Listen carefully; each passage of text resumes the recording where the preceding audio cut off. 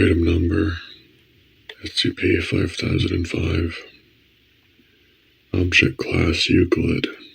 Level 4, 5005 Classified. Special Containment Procedures. Diplomatic relations with SCP-5005 have been established under the terms of the Sarai Treaty. A permanent researcher is to be stationed at SCP-5005 at all times, whose presence can only be allowed or rescinded by the agreement of the project lead and 2 Foundation psychologists. Other Foundation personnel are permitted conditional research access to SCP-5005 with the approval of their superior. Access is gained via Scranton-Meyerbeer arc from Site Q46, located in the Adzane universe on the far side of the Western Cluster. Contact your extra-universal contact for more information. Personnel are reminded that a prolonged stay in SCP-5005 may be severely emotionally taxing and are encouraged to consider their own mental health before entering.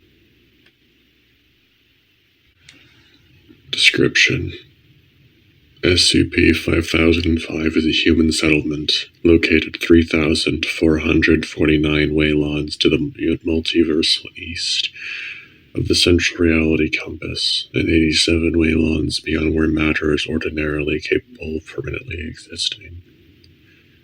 Consequently, it is their most remote settlement created by a sentient creature, and the most remote matter in existence.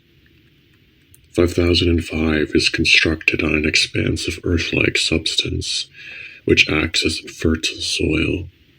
The extent of this expanse is unknown, and it is impossible to engage in long-term exploration beyond the limits of SCP-5005-1's light range. 5005-1 is a large biomechanical lantern suspended over 5005.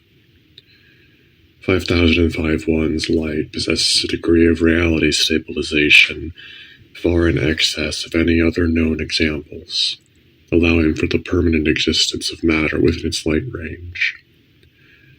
However, 5001's capacity as a light source is limited and temperamental. Due to its size and distance from 5005, its lux illumination is relatively low in the settlement. It is frequently described as being similar to the light of a full moon on Earth. 5005-1 is suspended above 5005 by a large protruding tendril, which emerges from the expanse and forms an arc above 5005. The tendril is believed to be constructed from an artificially hardened and strengthened form of the expanse substance. The composition of the expanse substance is unknown. Various scholars have proposed a link to Shrishkin holochrome, which possesses a similarly unusual molecular structure. However, the archaeological record of Shrishka is very limited, and no currently known Shrishkin technologies could create something on the scale of the expanse substance.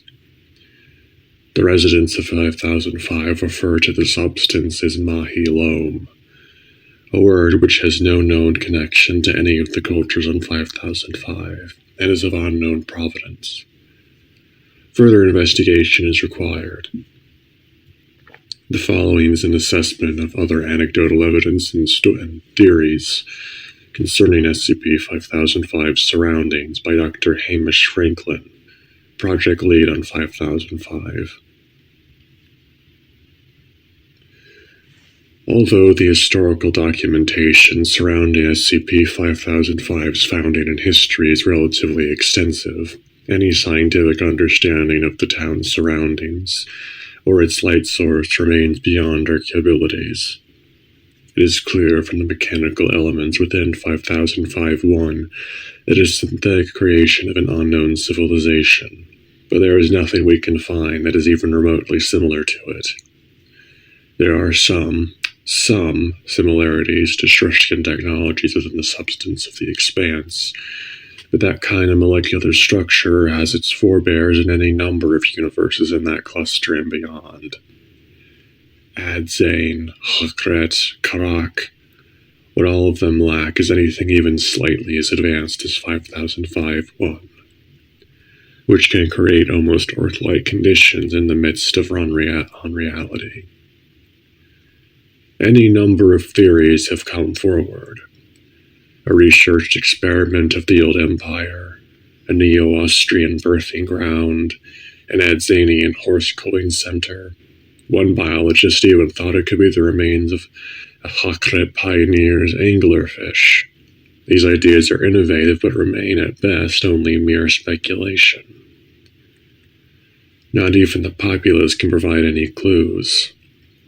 Whatever ancient people made it must be long dead by now. We cannot send Foundation personnel beyond the city limits, of course, far too dangerous, and most anecdotes from the town's survivors simply speak of more and more dark, and that gradual unsettling feeling that they've been away from the light for too long. Would-be pioneers have either been driven back swiftly or have disappeared. Only one anecdote has been preserved that holds any interest for us.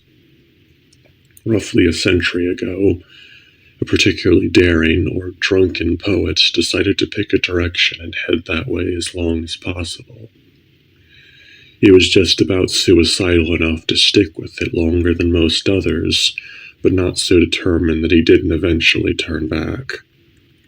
Out there, many miles away, he happened to glance at his hand and saw it begin to unravel.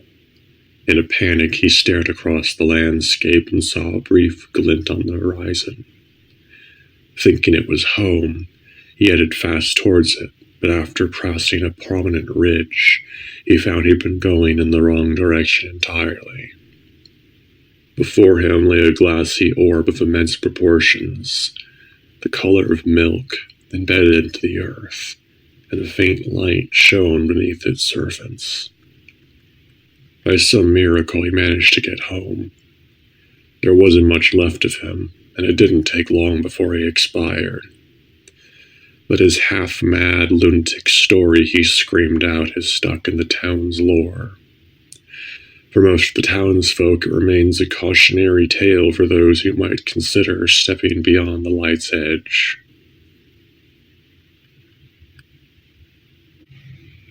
The following are a series of introductory essays on aspects of SCP-5005 by academics and Foundation personnel in the Soul and Orchid universes who have studied the anomaly. These have been supplemented by Foundation logs that provide examples of the phenomena discussed. 1. History by Dr. Johannes Kobold, Level 3 Foundation Historian. SCP-5005 was founded by Jean-Antoine Delacroix, a noted poet from the Orchard universe and former Dragomon in the Kievan Republic. Delacroix discovered 5005's location following the dissolution of his relationship with the Strathclyde painter, Emily Wolfe, leaving him in a state of extreme depression. He attempted suicide via arc blinking, launching himself in a random direction, in the hope of expiring in the non-matter surrounding the universe. Instead, Delacroix arrived close to 5005-1. Deeply curious about the location, he blinked himself home to embark on a series of explorations of the site. He founded 5005 in 2107, and gave it the name Lamplight, which remains its common name to this day. Delacroix's stated intention in founding the settlement was to create a place that could provide a home to the damned, the dispossessed, the refugee, and the lost. However, the initial inhabitants were almost entirely artists, writers, and intellectuals from the Orchard universe, quickly ending Delacroix's utopian hopes for the town. He again fell into depression and disappeared in 2110. Subsequent immigration to 5005 has followed a similar pattern, with the majority of the town's population belonging to an academic or artistic profession. Most other inhabitants are the survivors or descendants of two major influxes of refugees who took up residence in 5005. A group of survivors of the Neon London in 2396, and the remnants of the tribe of the Many Steps in 2419. The nature of time in 5005's non-matter surroundings means that human aging varies greatly from person to person.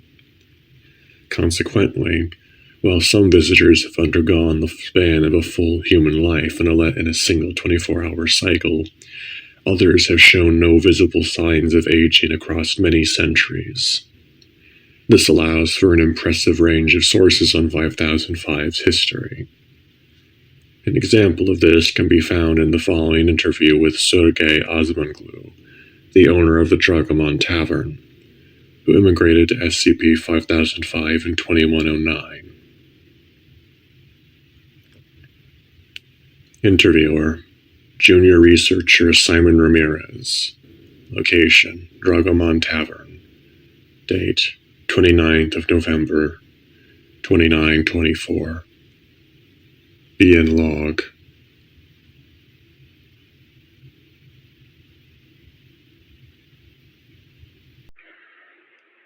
Ramirez is sitting in the main room of the tavern, at a table by a window. She has just switched on a recording device and placed it in front of her. A tall, burly man with a thick beard, Osmanglu, is seen sitting opposite her. Snow can be seen passing by the window. There is a lit fireplace behind Osmanglu. Thank you for agreeing to this interview, Sergei. It's not a problem. I've got time. And you pay the rent promptly. Okay. When did you first arrive at Lamplight? 2109, I think. It was a long time ago. What was the town like then? Small, cold, fewer buildings, fewer lamps, less snow. Yes, I wanted to ask about that. How was there snow? But it was better back then. Delacroix was there. People said he'd founded the place, but I couldn't understand how they could think that. What do you mean? He didn't have the energy. No spark. He'd spent all his time staring out there into the dark. Osmanglu gestured towards the window. The darkness of the non-matter is visible outside. This place wasn't meant for us. You can't know that for sure. Slightly or so perfectly suited to supporting human life. You don't make a place for people with bad things suspended over it. You build a sun or stars, not a pallid half-moon. There are no places for humans this far out. Other civilizations got close. Shrishka, Hakred. They weren't humans. Wrong cluster. And if they did make this place, and I doubt it, they're long gone. Nothing but their dust and their lamp left over. So, what did Delacroix do?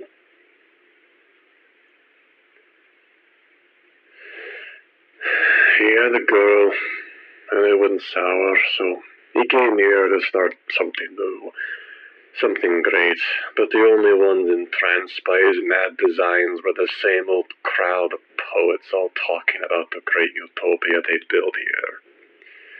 Another society of true freedom to escape the horrors of the dozen others they'd made. But they didn't want to do the hard graft or come down from their bohemian bubble, so it was all talk. Shooting shit in taverns like this one. I'm the only one left now. Delacroix, though, he was smart. He could see this. The first time I saw him, he'd been there 2 years, and absent had reached his eyes. He saw that all he'd done was make more meaningless ego. But I think part of him loved the misery he felt. He wrote his best poems here, everyone says so. About the dark, as a mirror, and about other stuff. You've read him? Not yet, no. Hard to get a copy in Seoul. You're the next universe easy. Should be easy to get. On Orchard you can find him anywhere. And so much here. People don't like to remember him here. Why not? Because he talked truth that the poets did not want to hear. Or because we all know what happened to him. Oh, those that say he went back to Orchard, but then he threw a lamplighter knows that he stepped into the night.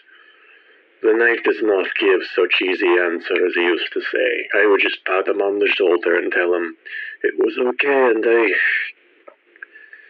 he was not a well man, Simon. He wanted to destroy himself, and we don't like to talk about that. Suicide, right? No, more than that. I don't think he wanted to die to end. He wanted to annihilate the idea of himself. He'd come here and order absinthe over and over and over again, staring at the snow and trying to make out shapes. And one day he was gone. I say, you should go home, Simon. Go back to your soul, to your foundation. This is not a place for well people. Then why are you here? Someone has to care for the sick. I saw you watching Castamonu from your window. I don't know who. Tall man, wore a great dark coat. Saw him, didn't you? Walking down the cobbled streets. He was a playwright from Daveston. Smoked those pipes, or with trembling hands over gas lights. Put the fire on and keep it warm, but he hasn't been back for days. Just walked into this small 1 foot beating the tardy march, withdrawing with the others a faintly whistling silhouette. You saw him and said nothing. I think you are like him in a way. That'll be all for now. End log.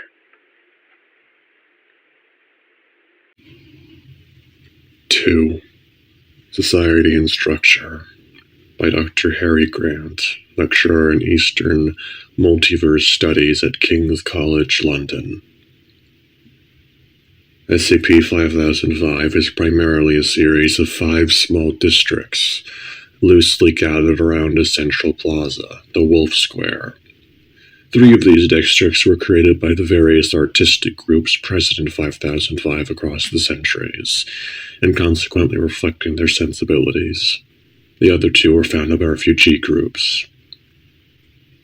The districts are: the Kievan Victorian District was originally the core of the city, founded by Jean-Antoine Delacroix in 2109.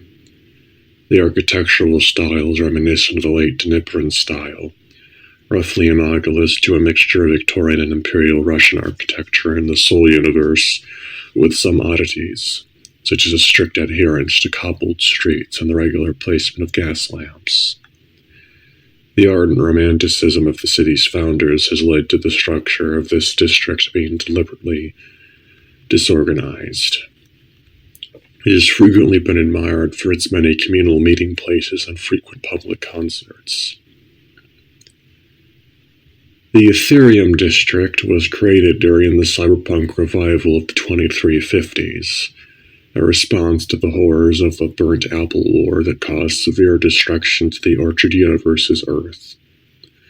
The cyberpunk revival was marked by a deep cynicism and disillusionment with contemporary politics, reflected in architectural style deliberately modeled on post-industrial decay and internet-based subcultures. The district is thus highly architecturally varied, and was renowned for its anarchist politics, which were credited with an urban and social regeneration across the settlement.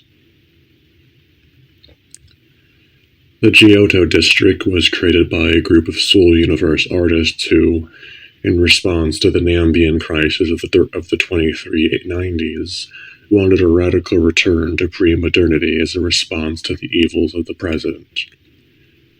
The group, vehemently opposed to all realism in art, created the district as a way to return to a world of starker light, constructing buildings exclusively in Gothic or Romanesque church architecture, and with an emphasis and stained glass's light-refracting properties. The early days of this district were marked by an ascetic medieval morality, almost entirely absent today. The modern neighborhood is chiefly known for its biannual passion plays and wide range of communal and charitable activities. The neoclassical district was founded by refugees fleeing the Neon London in the early 25th century. Characterized by 18th century British architecture, but augmented by a large number of green spaces, flowing curves, and a stated desire to create utopia. This district was rigidly and rigorously planned as an ideal community of elites. Although this project has long been abandoned, the neighborhood has become a focal point for a great number of literary circles, with young artists frequently attending its salons and literary festivals, and many patrons settling in the district. The Nomad District was created by the surviving tribes of the Many Steppes. Most of the structures here are yurts and other nomadic tents utilized by the Salam universe's Inner Asia analog. But at the center of the district is a Menician temple of particular architectural significance, even beyond 5005. This district is frequently engaged in housing refugees from across the multiverse, a cause that many of 5005's residents involve themselves in. Despite historical differences, conflict and disagreement between these districts are now uncommon, with the populace as a whole freely mingling. Although each district has its own celebrations, there is one major festival celebrated in SCP-5005 by the populace as a whole: the Parade of Candles, or Chrismata, held once a year on a day roughly analogous to midwinter in the northern hemisphere of the Orc universe's Earth. A description of this festival by junior researcher Ramirez can be found below. The festival's proceedings begin at what would be 6 a.m. in the Orchard Universe's Kiev, the system of timekeeping agreed upon since 5005's foundation. Residents from all the districts gather in the central square to engage in a series of acrobatic performances, poetry readings, artistic displays, and musical recitals. The artistic segments of the community essentially use this event to promote and discuss their various works, while the rest of the populace treats them as a form of entertainment. It is notable that while many of these works use the surrounding dark as their subject matter, it is rare to hear discussion of the darkness, both during the festival and outside of it. This activity continues for several hours, while the owners of the local taverns begin the task traditionally incumbent on them: constructing a large pyre in the center of the square. The resulting structure is enormous, but due to the prevalence of fog and snow in 5005, it is frequently unusable as a pyre. In these cases, the populace simply links arms and dances around the structure before returning to their various homes and cooking an evening feast. If the pyre does catch light, however, then tables will be set up surrounding the fire and a shared feast will take place in the square. The food here is a mixture of plants grown in the Expanse substance, as well as imported food, which makes up the vast majority of the food consumed in 5005. A great many Kievan and Strathclyde delicacies can be found from the Orc universe, as well as malted saloons from the Salam universe, a delicacy brought by the tribal refugees that has proved surprisingly popular in the town. After the meal, candles are brought out for the populace to light from the pyre. It will usually be burning much lower at this stage and is ordinarily safe to approach. Having lit their candles, the populace begins to wander, individually and haphazardly, toward the edges of 5005's light range. They will spread themselves out at a safe distance between the edge of the circle and, holding their candles aloft, begin to sing several hymns in succession. The year's hymns are voted on during a town meeting. They are primarily from the Orchard universe, but some Soul and Salam songs are sung. There is also usually a reconstructed Shrishkin song added as part of the continuing superstition that Shrishkins created 5005-1. The scene is not impressive, as one would expect from hundreds of people spread out across a very large distance and with little training. Other observers have called the effect charming. It seems to me to be reflective of the almost monomaniac obsession that the denizens have with the light and the fire motif, present in so many artistic works and important to their conversation and culture. It is a bizarre and disturbing fact that so many travel to understand or be inspired by 5005's non-material location, but end up ardently embracing the familiar trappings of home. 3. Culture, by Pierre Rachmaninoff, reader in literary history at the University of Old Kiev. 5005's place in the canon of multiversal literature, art, and music is regarded as highly significant. Its importance to the Orchard Universe's cyberpunk revival is well documented, as is that movement's impact on the culture of multiple universal clusters. Perhaps less well known is the sheer scale of artistic figures who have lived on or been inspired by 5005. The Dragomon, Firefall, and Old Shrishka taverns have all seen the formation of a number of significant literary circles. The renowned 22nd century poet Ferdinand Borges was deeply affected by 5005, writing his famous poem The Hearth of Baudelaire, a Ulysses-like attempt to portray the common life of the city's inhabitants as a large-scale epic. Martha Vintage's historical novels, all concerned with Shrishkin and Hakretian families settling on the edges of space, are thought to have been inspired by her stay at the Firefall. But the most famous literary residence is still Delacroix, whose influence over the writing of the whole of the Western Universal sectors is incalculable. The unique moonlight effect of 5005-1 and the sense of community in the settlement have been portrayed numerous times in the visual arts. The Franco-Salamine painters Claude Karakorum, Mahed Watteau, and Francisco de Shiraz were all drawn to 5005, with Karakorum's piece Delacroix's Bedchamber being the most famous artworks of the Western sector. The musical influence is less easy to trace, but a great many composers have made visits. Marius Königsberg's Charismata Symphony and the Cheer and Frost Heptet were both composed during his stay in 5005.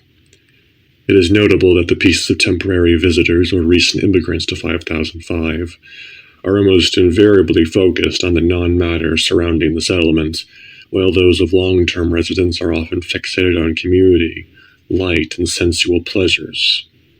Various explanations have been given for this disparity in subject matter.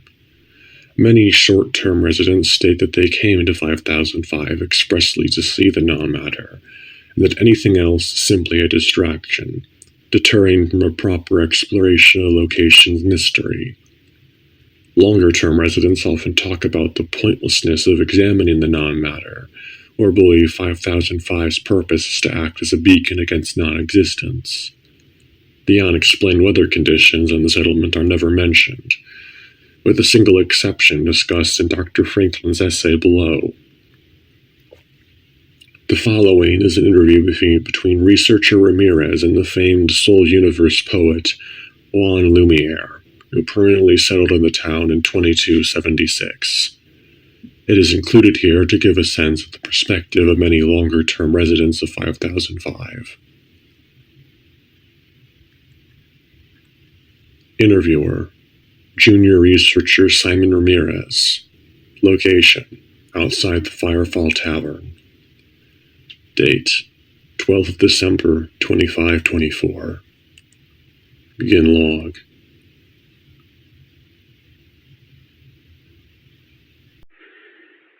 Junior researcher Ramirez is walking towards the back entrance of the Firefall Tavern, which opens onto a wide coupled street on a slight incline. Fog can be seen all around, obscuring the rest of the street. The sounds of revelry coming from inside the Firefall can be heard.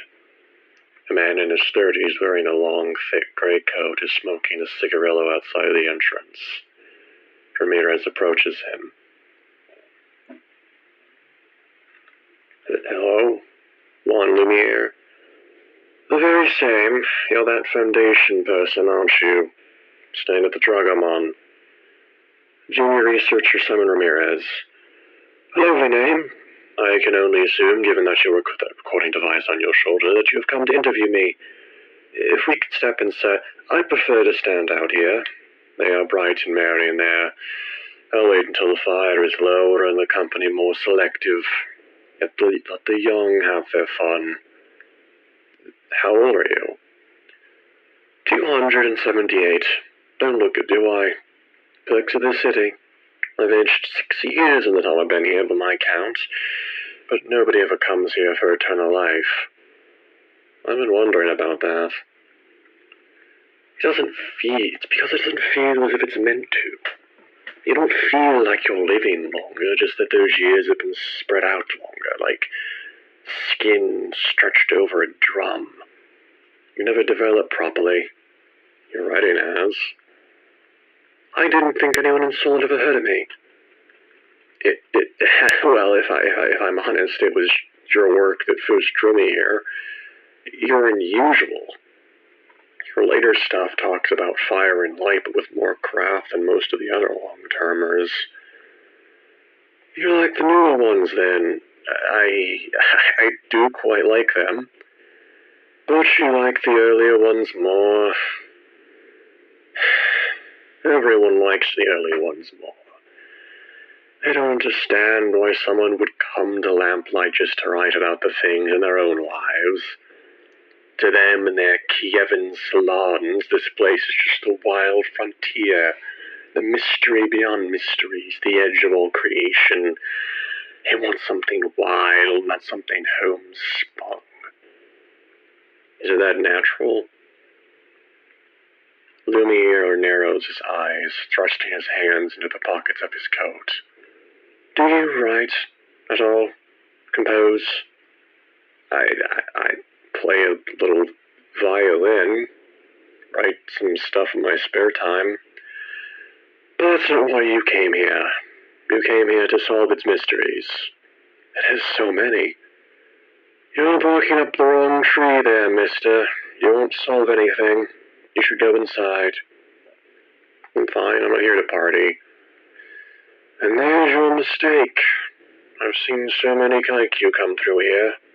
You read Delacroix? I recently acquired a copy. Haven't read much yet, though. It's his last poem that, if not understood, then at least got some glimpse of this place. Rough, almost like a regression into juvenilia, but the only thing he wrote that really threw a light on the bright young things that come here, full of opium and dreams. You think people come here to see the dark?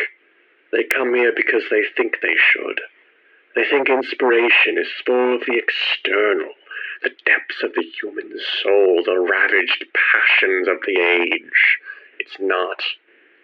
Inspiration is the dust on a wainscot and the smell of barley, the warmth of heaths. There is an infinite dark outside, a light that should not exist above. Why should I come here to play the fool? This town should not exist. It was always going to exist. This place was inevitable. What does that mean? Why did you not help Castamonu?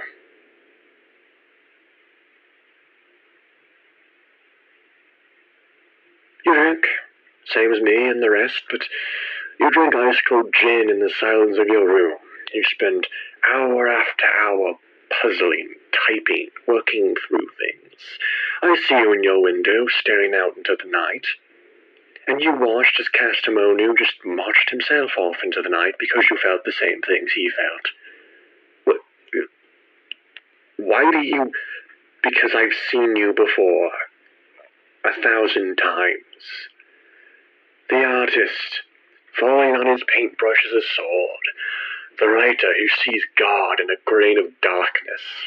Sometimes I stop them. But mostly they ignore me. The wisdom of youth and all that.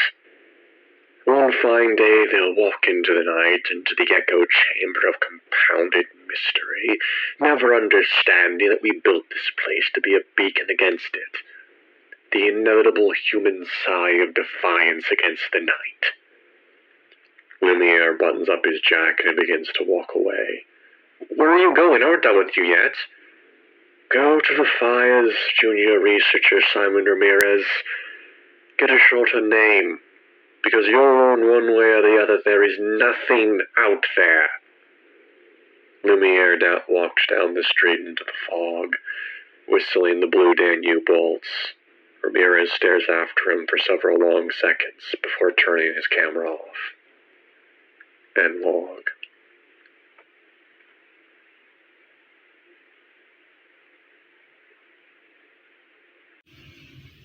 Four. Psychological Impact by Dr. Hans Freiberg, Level 3 Foundation Psychologist. The emotional and psychological effect 5005 has on a large proportion of its residents is particularly noteworthy. A minimum of 14 disappearances have been recorded in the town in any given year. Extensive investigations by local law enforcement and Foundation researchers have determined these to be almost entirely suicides. The reasons for this disappearance rate in a town of 5005 size with its generally high standards of living are not wholly clear. The psychological effects of a lack of sunlight or a relatively unvaried diet have been considered, as has the sheer danger of an unpredictable light source, but the most fascinating evidence is that the overwhelming majority of the disappearances have come from the artists, writers, and particularly academics who have been residents in the town for less than a year. These residents often display similar patterns of behavior in the weeks prior to their disappearance: an obsession with the non-matter surrounding the town, an increasing dependence on narcotics, and a greatly increased output but diminished quality of work. Many townspeople attempt to intervene, but to little avail. Affected individuals are likely to become increasingly isolated and aggressive towards others. 4 Foundation personnel are known to have disappeared in 5005 since the Sarai Treaty was signed, all apparently committing suicide via non-matter. Although a cause of concern for Foundation personnel, the unavoidably limited nature of mental health provision within the Foundation has meant that this situation is difficult to overcome. For an example of some of the concerns typically raised with a Foundation psychiatric unit, the following is an extract from Director Franklin's report of a check-in with junior researcher Ramirez in December 2524. After the meal, Dr. Ramirez took me to his rooms to show me some of his initial findings. By this point, I had noticed several things that concerned me. Having known Dr. Ramirez for several years, his voice seemed markedly more strained than usual. He also seemed nervous and was sweating profusely. Several times I thought I smelled alcohol in his breath. His rooms turned out to be a single cheap bedchamber on the tavern's top floor. There was little heating and no light, the window opening out of the Giotto district. I asked him why he had chosen this room when we had allotted him a generous allowance. He replied that the rooms on the lower floors were too noisy, and that he needed quiet to work. I thought this plausible at the time. 5005's taverns are not known for being serene places of study, but on further reflection I remember that 2 previous researchers, Coppold and McBride, had similarly changed their accommodation. Both had to be pulled out of 5005, and both had developed the notion that a higher room would take them closer to the source of the town's non-matter. A curious piece of unscientific superstition. I noticed also that, although the bedchamber appeared to be in orderly condition, there was a sheen of dust across many of the surfaces, and a couple of telltale signs were visible that indicated a lot of tidying in a very short amount of time. The bed did not look like it had been slept in. Several fiction books, also coated in dust, were lying on the shelves. Only the poetry of Delacroix and two of Lumiere's novels seemed to have been read at all. There was a half-empty bottle of gin on the mantelpiece, which Ramirez quickly noticed and binned in a half-hearted attempt at subterfuge. His notes, written by hand, were surprisingly rough. She seemed only to use his digitop for furthering his data to us. The haphazard organization went some way towards explaining the decreased quality of his work, but the odd breaks in writing tone and lack of professionalism in interviews still had to be answered for. By this point, I regretted letting other projects take my attention away from 5005.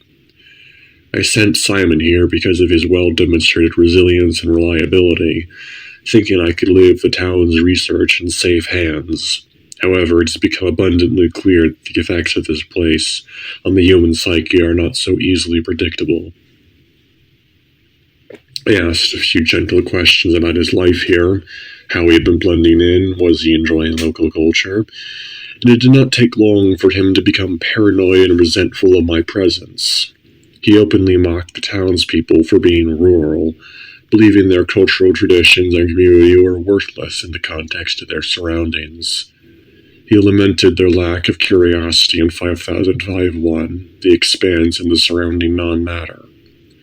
To my surprise, he also showed little interest in Lumiere's writings, something which had previously been a passion of his, and actively disdained Delacroix, calling his last poem irredeemable shit that understands nothing.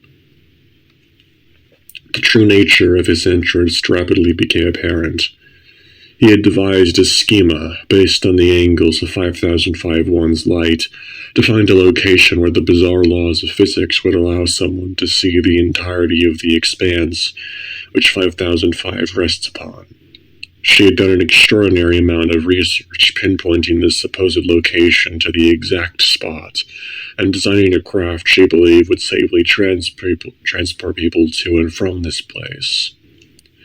It was madness, and I told her as much.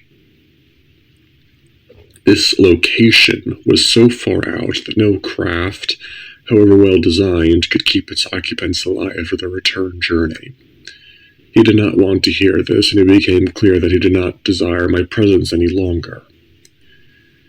I did not tell him about my intention to recall him, fearing this might damage his emotional state still further. Still, it is my unambiguous recommendation that he be replaced in her post as soon as possible. 5005 may not have a great deal of exploitable material within it, but we still don't fully understand the town, its mysteries, its allure for artists and writers, or the nuance of the local culture. It is not an easy assignment, and it needs a great deal more attention than we have hitherto given it.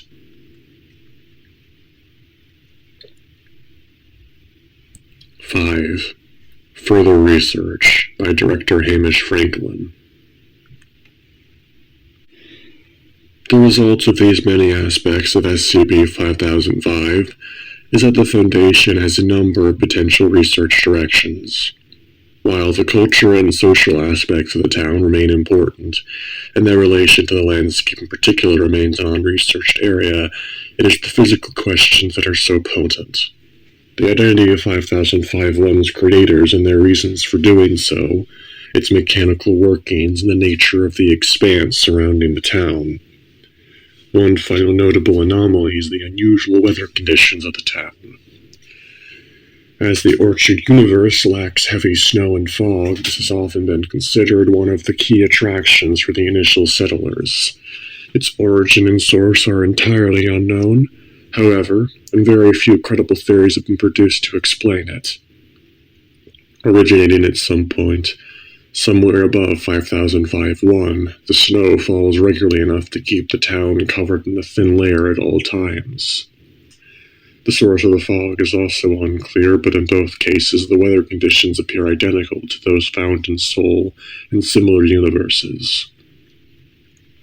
A related problem is the near-complete absence of these conditions in any literary or artistic works. Researchers have noticed that the townspeople rarely discuss it, often appearing dismissive and frightened when it is brought up. Researchers themselves openly stated after leaving the town that the weather made them feel uncertain or lost. Extensive testing has ruled out the possibility of any mimetic or cognitohazardous effects. As mentioned above, the only known creative work to discuss these conditions is the final poem of 5005's founder, Jean-Antoine Delacroix. It is written in a much more modernist style than Delacroix's other works, and does not display the same technical mastery. This may partly be attributed to its status as an unfinished work, found written on his desk the morning after his disappearance. It is reproduced in its entirety below. Cold entrance cuts the mountain, where I buried you. Salt and brine whisper down the waterways of ash, where you ran, laughing, that mouth made twist turn bitter. Here on the edge of human eyes I stare into the mirror of the dark. That mirror which sears my ravages of bone brings such images of the world's dismay. Its broken luminous char, its dreams of all the starving artists, beavering away in opium, or simmering soft in pain, casting off the trappings of the world which leaves just silence, soft and cold disdain. The hearths and songs that bleed with frail light have drawn to fires those who huddle tight. Their raptured peasant fear cast before the tongues in cheer. I walk, a figure in the fog of old laments, away from these twin tales, and into the snow, into the earth, with no narrative of foes or platitude of friends. The snow gives rot, complexity, ennui. The night does not give such easy answers. Addendum 1. On December 31st, 2524, junior researcher Ramirez disappeared from his lodgings in the Dragomon Tavern. A search by townspeople and Foundation personnel found only footprints in the snow, heading towards the edge of town. On the evening of January 1st, 2525, a signal was received from a temporary monitoring station set up on 5005. It appeared to show video footage from junior researcher Ramirez's shoulder cam at a point in the non-matter. Analysis of the footage showed that it had been transmitted several hours earlier from the location specified in her conversation with Director Franklin. Although it is theoretically possible for her to have made this trip unaided, she would have been close to death by the time she reached the location, as her apparent condition in the footage makes clear. A log of this footage is below. Begin log.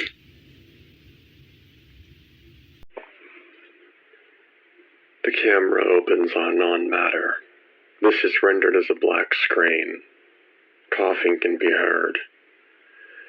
Told you. Oh, Johannes, I told you. You stood there and you were wrong, and I was right. And you won't guess. You'll never guess. The camera turns. In the distance, SCP-5005 can be seen beneath 5005-1. The light of 5005-1 refracts across the non-matter in a way which shows the entirety of the expanse. The expanse is revealed as the corpse of an augmented Hokratian anglerfish. Most of the body has been eroded by non-matter, but the face and jaw are clearly visible. 5005-1 can be clearly seen as the esca of the fish, the lure anglerfish possess to attract prey to them. Its eyes, possessing a milky white color typical of anglerfish, are also visible. Ramirez can be heard laughing hysterically for approximately 30 seconds. This is then interrupted by coughing. Blood can be seen floating in front of the camera. That's it, isn't it? Isn't it? The end of the line, the puzzle mark's complete. just the corpse of Hograt's pioneers.